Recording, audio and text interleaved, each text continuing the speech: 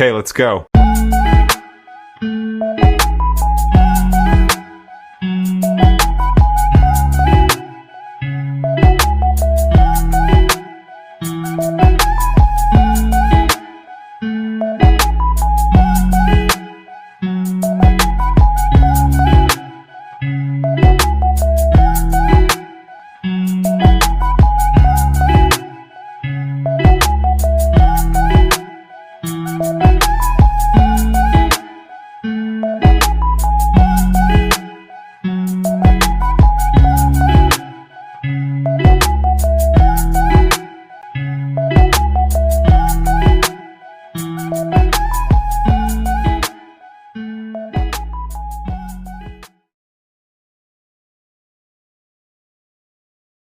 Hey, this is Dr. Bryant, podcast host for Coaching and Change.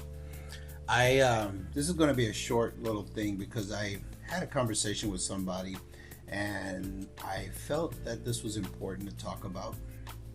I don't typically get into religion. I don't get into politics. That's not my thing. I'm a developmental health coach. I focus on the importance of mental health and relating to coaching somebody so they can be a better person, achieve their goals, do the things that they want to do. However, I grew up in the church, and so there's a little bit of awareness and knowledge that I have when it comes to religion. And I was actually a student, just like I am now. I'm a student of so many things. I love to educate myself. I love the knowledge of learning. And so there's no difference back when I used to go to church. I read the Bible from front to back. Had a conversation with my father once when I wanted to, right before I went in the military. And I asked him, do I need, because I knew I was going to go into a very violent situation as an airborne ranger, special ops. We are trained for the specific things related to what most people do not know about. And so I asked him about choosing the path of getting baptized at church. And I felt like, I had to learn everything. I had to know everything. And he told me, and I still remember this. I don't have a lot of memory of many things in my life, but I do remember that he had told me, no, you don't have to know everything. It's an ongoing process. So I share that with you because I want to talk about a conversation I had with a client. And this particular client, they were concerned because they felt like they didn't understand what it was that they were born to do. And what's interesting is that with most of my clients and with a lot of what I do as a coach, I understand because I probably lived it or have some sort of relationship to what it is that you are struggling with. So when that person had said this, I'm like, wow, yeah, absolutely, I understand, because there was a time where I had no clue of what I wanted to do. And my father, he's a very wise person. He told me that, if you don't know what you want to do in life, major in business. Business applies to a lot of things, so major in business. So I did. In fact, I did it again and again. Thinking along those terms, I believe that, again, applying the religion hat, I don't usually apply this, but I had a conversation with this person. I said, sometimes we don't know what it is we're supposed to do. We don't even know what it is that we are born to do. So for you to beat yourself up saying that I don't know what I was supposed to do, because this comes from what you see visibly. And let me explain that. You watch basketball, you watch football, you see the Patrick Mahomes with the Michael Jordans, and you see all these different athletes, and they're at the top of their game, the Tiger Woods, etc. And you think that this is what they were born to do. And it's very likely, I'm not God, so I can't say if they were born to do it or not. However, I know that, based on me being a Tiger Woods fan and listening to him do interviews, he has mentioned more than a few times that he said if he wasn't a golfer, he would win the military. And who knows how he would have achieved in the military. The thing is that, and this is a very, very strong belief for me, is that you can achieve anything you choose to do. I don't believe, and again, anybody can disagree with me, but I don't believe that any one person was born to do anything. I think you create what it is that you're successful in. So again, Tiger Woods was probably not somebody who would have thought he wanted to become a golfer. His father was in the military. His father happened to be living on a base that had a golf course where Tiger was exposed to golf. He had the opportunity to learn. His father was passionate about it, so he taught Tiger, or I should say Eldrick at the time, and it kind of just went from there. And he, being the father, being a soldier, and he was in the special forces, so having that level of perfection, that level of responsibility, he was an officer. So there's certain things that he applied and instilled in Tiger that gave Tiger the ability, or Eldrick the ability, to be focused and to perform to the best of his ability. Now, Eldrick could have he could have been a doctor, he could have probably been an engineer, he could have probably done a lot of different things using those same skills. And the skills of discipline, patience. I can tell you that when you have the pedigree or the discipline, or you learn how to do things such as that, you can accomplish anything you want. So there's no, I was born to do this. It's about you making it happen. It is up to you to learn. It's up to you to apply what you learn, and it's up to you to execute. We all have the same opportunities. There might be a little bit of an advantage on certain things, like you can't go and say you're 5'4" and you're going to be a defensive lineman. No, you just don't have the physical ability, or you can't play center on a basketball team. It's just not going to happen. But you have the opportunity to learn things that's within the scope or within the parameters of what you're eligible to do. If you want to be an MIT engineer, you can absolutely do that by going through the proper education, applying yourself, and being the smartest person in your class, and allowing MIT to recognize that and offer you an opportunity, and then end up going to work for NASA, then working for the space program. It's available to you. You could create whatever opportunity you want. It is your choice. How much are you going to apply yourself, and how much discipline are you going to apply to that discipline?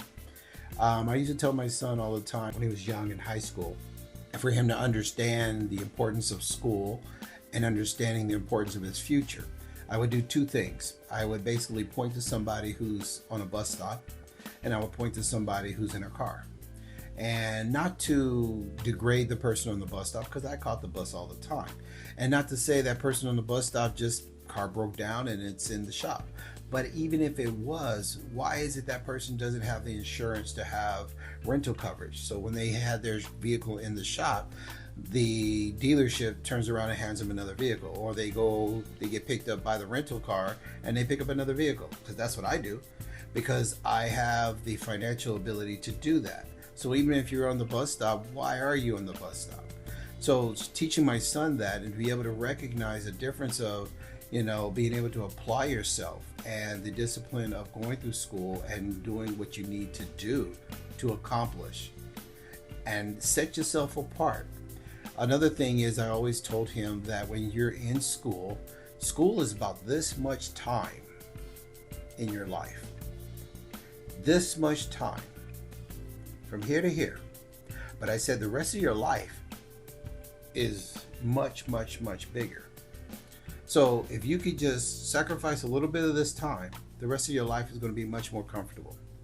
Or you can play right now in this time, and now you have all of this where you're going to struggle. So apply some common sense and think about what's more important to you. You want to play during this time and struggle for the rest of your life? Or do you want to basically buckle down, work hard, so the rest of your life is going to be in a better situation? Again, choosing what you love to do, you take that into account. He wanted to be a fireman. He's doing what he needs to do. Thank God he hasn't been hurt, injured, or anything that took that away from him. But he has an education, so that education gives him something to fall back on. Nobody can ever take away your education. I continue to pursue education because it's kind of a passion, which I never thought I had, but I absolutely love it. I love the research. I love the reading. I love the learning. I didn't know that. I had no idea. I kind of hinted on it when I thought I wanted to be a lawyer years ago, and I still kind of do, but I'm picking my choices. I'm more into the mental health. I'm more into psychology. I'm more into understanding people. So that's my choice. I love the fact that as a doctor, I can work with people. I can help people. I love that. So even if I was a lawyer and I chose to be one, I probably would have been a really good one. And I would have been somebody who obviously would have been a defense attorney. And I would have always done pro bono work because that's just kind of who I am. So you're finding out that you're not necessarily born to do things. What is it that you love to do? What is it you want to do? And then just make that your personal goals. And I did a previous podcast about personal growth, but I share all that because I had a client and they felt that they were not understanding what they were born to do. And our conversation was really simple. You create what it is you were born to do.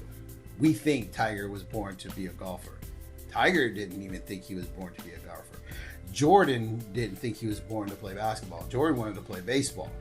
So what we see on the outside, our optics deceive us from what the people who are actually doing and achieving and accomplishing, they'll tell you different. So take all this with a grain of salt or run with it. But understand that, again, without being spiritual, I don't think God has us on a list and says, Michael Jordan, basketball, Eldrick, Tiger Woods, golf. I don't think that's what it's out there. I believe that once we go into our roles, there might be some sort of purpose and path. And again, that's a whole nother podcast, but I'm going to tell you, you don't know what that is. You have no idea what that path is. You may think you know. You may think you're doing something. You're on your way to doing something. But I can promise you, what's on the other side is not necessarily what you think. You can impact somebody without even knowing you're impacting them. You can help somebody, don't even realize that was going to come around the corner. You know, it would one day we get to a point when this world has finally understand that we are all people, and you know, racism, bigotry, and everything else goes out the window, and we just start embracing everybody. I think we will, as a generation, will finally get to a point where we can really start being happy. And you know, people always ask me, Dr. Bryant, why do you always travel? Why do you always leave? Because I'm tired. I'm tired of seeing the news. I'm watching the news anymore. I'm tired of the hatred. I'm tired of all the stuff I see. When I go to other countries, I feel like even though they have their problems, there's still a level of embracement as a foreigner. So I may not know what they're going through, but at least for me, from outside in, I don't have to deal with it. Because when I'm here in the States, I deal with it. And I'm sick of it. And as a veteran, as somebody who has done what I've done, you can only push me so long. So it's in my best interest to remove myself. Kind of like what my mom used to always say, you don't have nothing nice to say, don't speak. And people wonder why when they say something and I'm quiet. All right, I didn't mean to keep going, but I wanted to share that with you. And I hope that at some point it helped you a little bit. So again, my name is Dr. Bryant. You know, I'm the podcaster for Coaching to Change. I hope I hear from you soon. Thank you. I'll talk to you soon.